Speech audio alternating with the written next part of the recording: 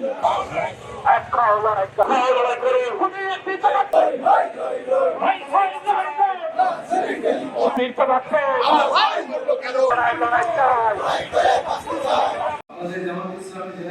শাখা সদর উপজেলা দোকান ভাঙচুরের ঘটনার তীব্র নিন্দা ও গভীর উদ্বেগ। মহিলা শাখার উদ্যোগে আয়োজিত ইফতার মাহফিল চলাকালে একদল সন্ত্রাসী সেখানে হামলা চালায়।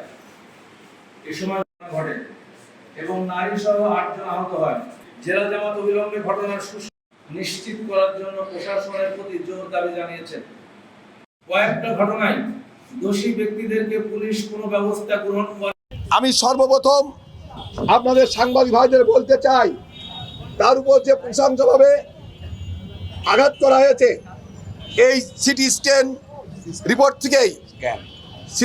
রিপোর্ট থেকে আপনারা দেখতে পাচ্ছেন তার মাথায় ক্ষত চিহ্ন আছে, তার মাথায় আঘাত করা হয়েছে এবং পায়ে আঘাত করা হয়েছে।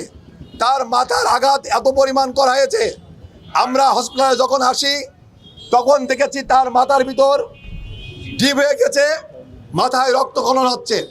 সে একজন সুস্থ মানুষ ছিল, সে কোনো অসুস্থ মানুষ ছিল না, কোনো একজন সুস্থ তরতাজা মানুষ ছিল। তার মাথায় আঘাত করে তাকে নৃশংসভাবে হত্যা করা হয়েছে।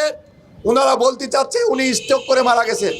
কত বড় একটা মিথ্যাবাদী, ইসলামের লাভেস পড়ে জালেমের। আজকে এই জালেমরা আজকে যে কথা বলেছে, ইনসাফের কথা বলে, কাজ করে বেইনসাফ। কোনো রকম আঘাত করা হয়নি। তিনি অসুস্থ রোগী, অতিরিক্ত ডায়াবেটিস এবং হার্টের সমস্যা ছিল। ঘটনার মধ্যে পড়ে যাওয়ার কারণে স্ট্রোক করে পরবর্তীতে হাসপাতালে চিকিৎসাধীন অবস্থায় মৃত্যুবরণ করেছে। সেটাকে নিয়ে রাজনীতি করার চেষ্টা চলছে, যা আদৌ কাম্য নয়। আমরা এই ঘটনার তীব্র নিন্দা ও প্রতিবাদ জানাচ্ছি। সুরতাল রিপোর্ট আসলে পাবেন এবং তার শরীরে কোনো আঘাতের চিহ্ন নাই। আপনারা দেখেছেন, যারা ভিডিও দেখেছেন, স্টিল চিত্র দেখেছেন, হাসপাতালে দেখেছেন, তার শরীরে আঘাতের কোনো চিহ্ন নাই। এটার অ্যাকচুয়াল খবর পাওয়া যায়, ময়নাতদন্ত আসে, তখন পাওয়া যাবে আসলে তিনি কীভাবে মারা গেছেন। আমাদের ধারণা তিনি স্ট্রোকজনিত কারণে ইন্তেকাল করেছেন।